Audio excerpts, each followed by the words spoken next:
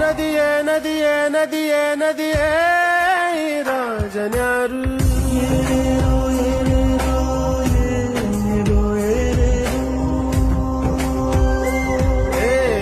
ವಿಧಿಯೇ ವಿಧಿಯೇ ವಿಧಿಯೇ ವಿಧಿಯೇ ವೀರನ್ಯಾರು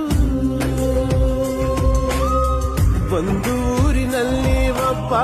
ಪರಾಕ್ರಮಿ ರಾಜ ಇದ್ದ ರತಿಯಂಥ ರಾಣಿಯೊಡನೆ ರಾಜ್ಯಭಾರ ಮಾಡುತ್ತಿದ್ದ ತಾನು ತನ್ನ ಪ್ರಾಣನೇ ಪಣವಾಗಿರಿಸಿ ಕಾಪಾಡೋ ಶಾಂತಿ ದೂತನ ಹಾಗೆ ಅವ ಹೆಸರಾದ